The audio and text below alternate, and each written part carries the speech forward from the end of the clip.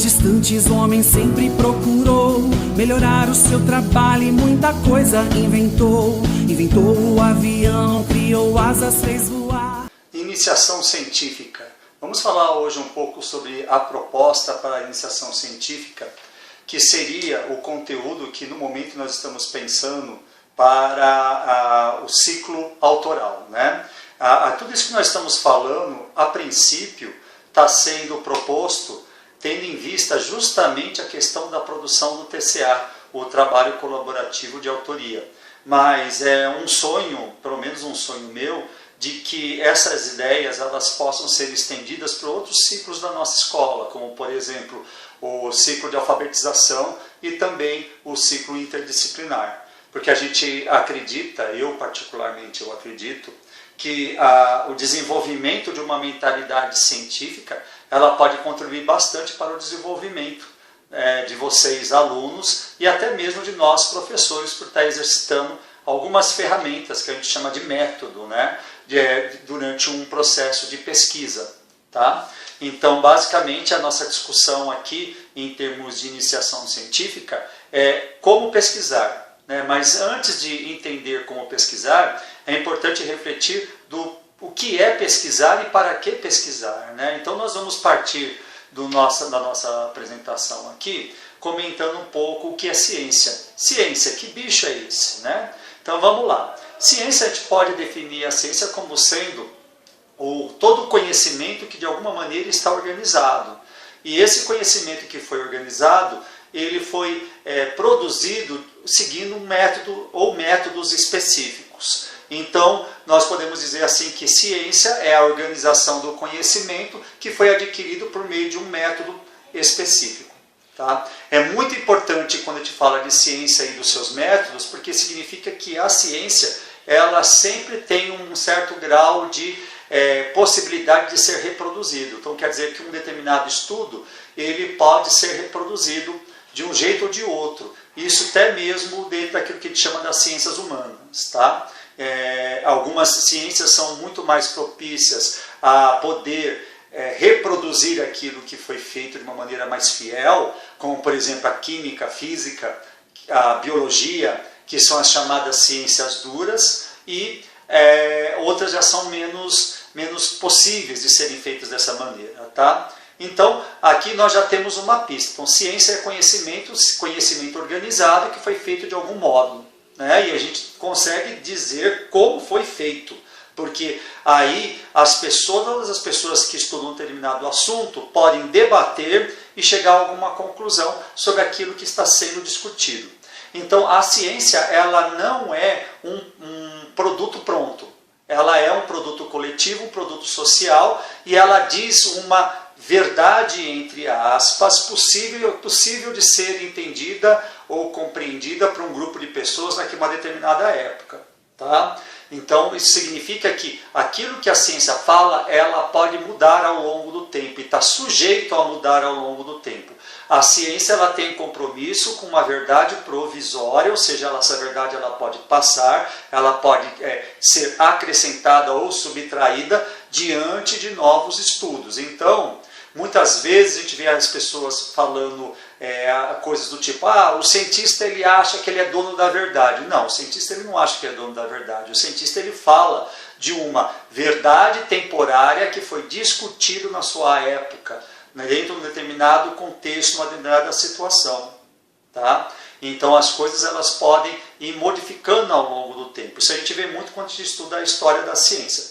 Então nós temos várias possibilidades de ciência.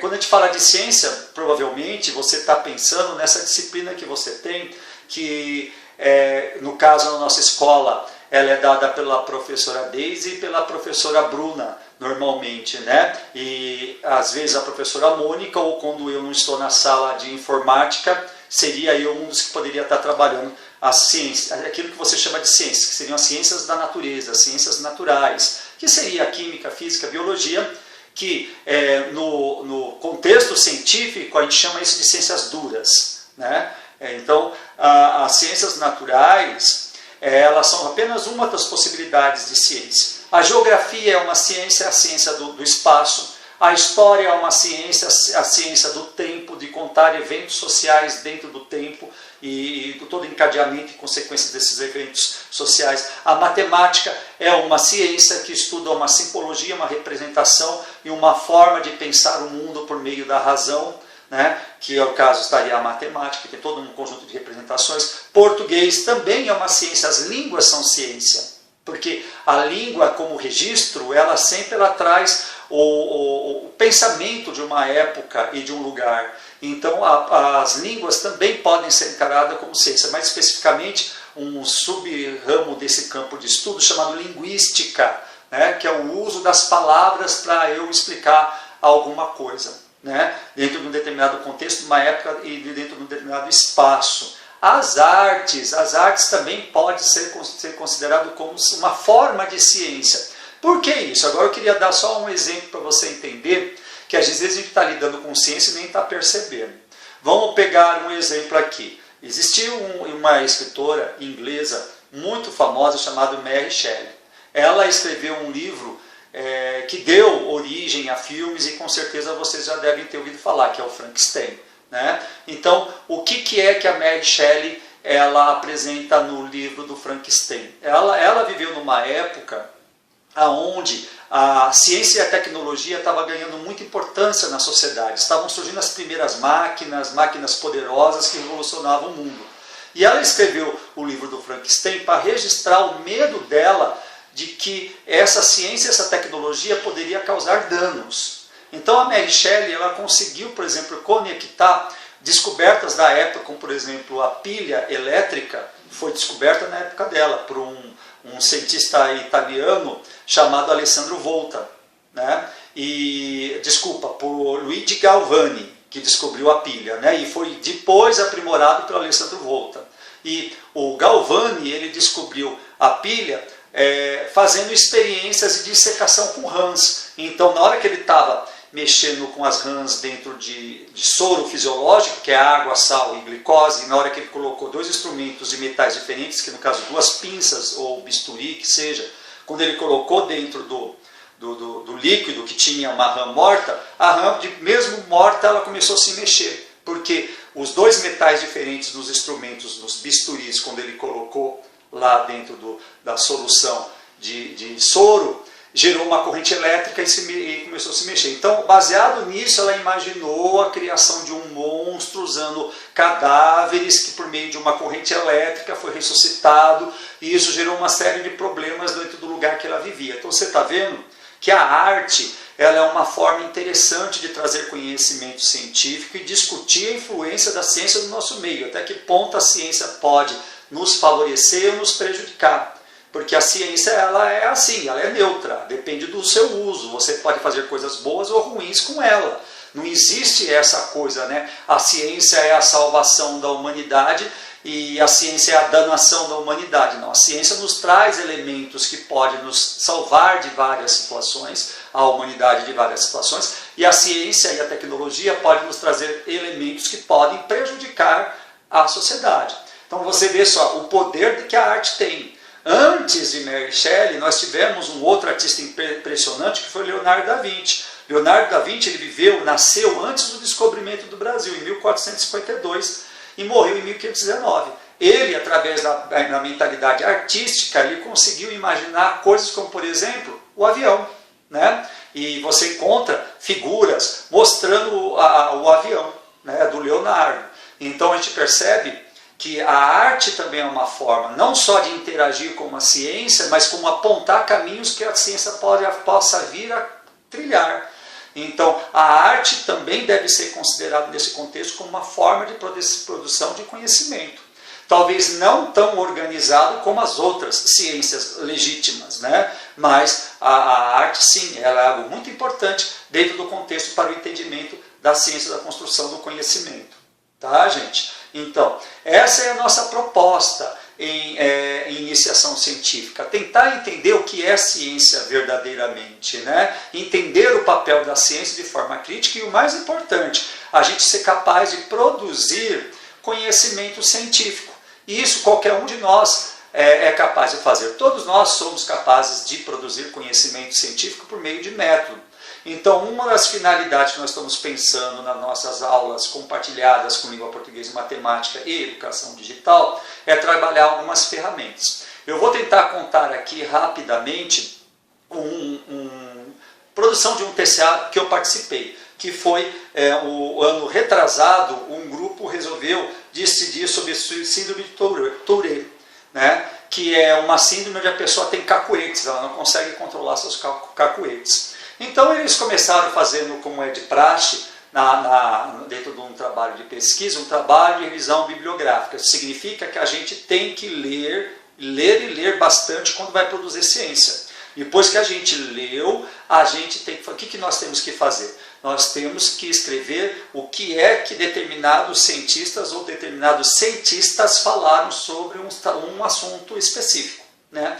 No caso aí, o grupo ele leu bastante sobre a síndrome de Tourette. Depois disso, ele escreveu sobre a síndrome de Tourette, sempre dizendo, o cientista fulano de tal, o ciclano de tal, falou tal e tal e tal coisa sobre essa síndrome de Tourette. Feito isso, eu, junto com o grupo, tínhamos que fazer, porque normalmente é isso que a gente faz no TCA, algum tipo de intervenção para estender a pesquisa e, se possível, depois do final do trabalho, propor intervenções para a comunidade, que a comunidade escolar pode fazer sobre o assunto. A grande questão é que pessoas com síndrome de Tourette costumam sofrer muito bullying. Então, qual foi a proposta que eu fiz para eles? Depois que eles fizeram essa revisão bibliográfica, eles fizeram uma pesquisa prática. Eles arrumaram um vídeo que mostrava uma pessoa com síndrome de Tourette. Então a pessoa fazia tinha um monte de tiques nervosos, a pessoa falava palavrão o tempo todo, e aquilo, qual era a proposta?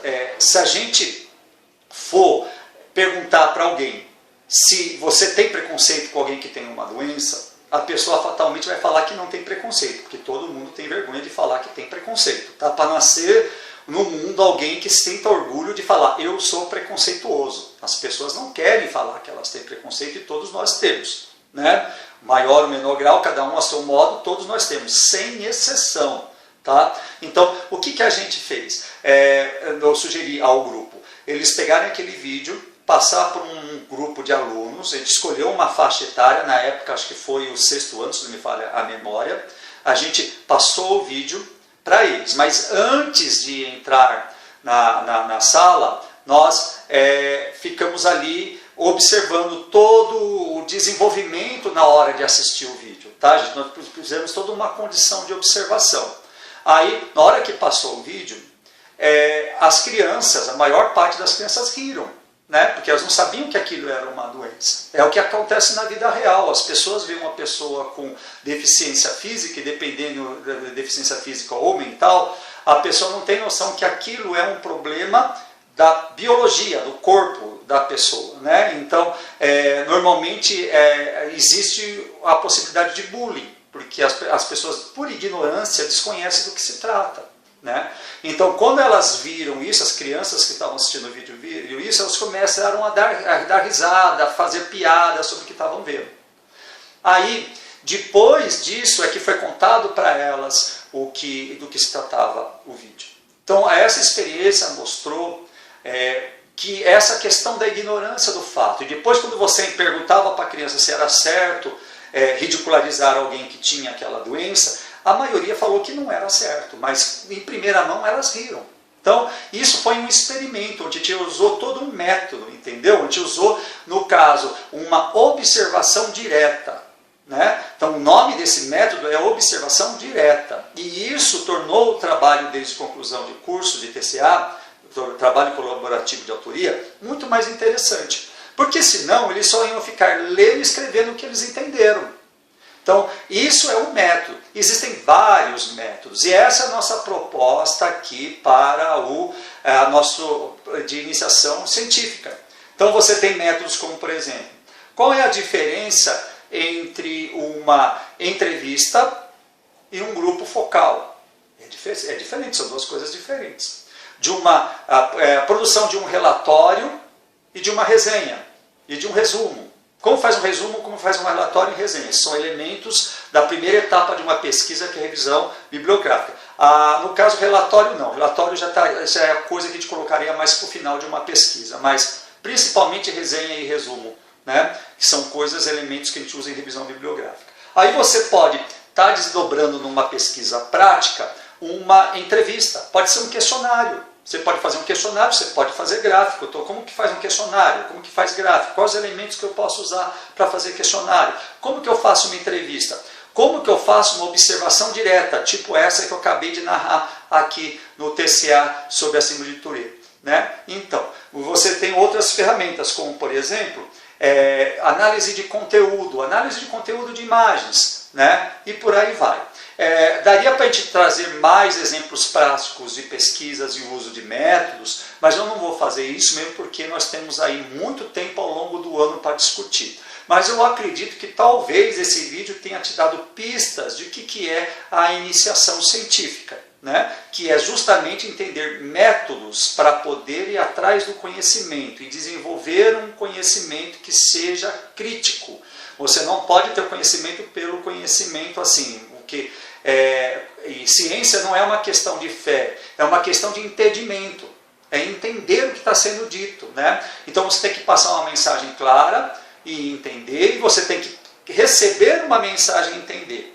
Você tem que ser capaz de olhar para aquela mensagem e ver pontos fortes e pontos fracos, falar do que aquilo é possível de ser feito ou não. Aí é que entra a história da Mary Shelley, né? Com a arte, ela foi capaz de fazer toda uma crítica em cima da ciência e os perigos que a ciência pode proporcionar, porque o Frankenstein é um monstro tecnológico e a gente está vira e volta se relacionando com problemas tecnológicos, poluição, desmatamento, problemas urbanos, né, e por aí vai. E no campo social nem se fala, né, os preconceitos, os racismos, as xenofobias, homofobias e todas as fobias que existem por aí, e ganância, e grande diferença de classe social e econômica, enfim. São tantos os problemas que nós podemos analisar e questionar por meio de métodos, usando métodos. Então, essa é a proposta, a gente explorar os métodos. Tá, pessoal?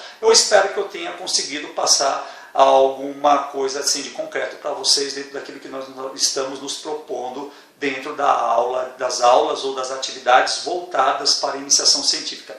Principalmente nas aulas compartilhadas com língua portuguesa, matemática e educação digital. Gente, grande abraço.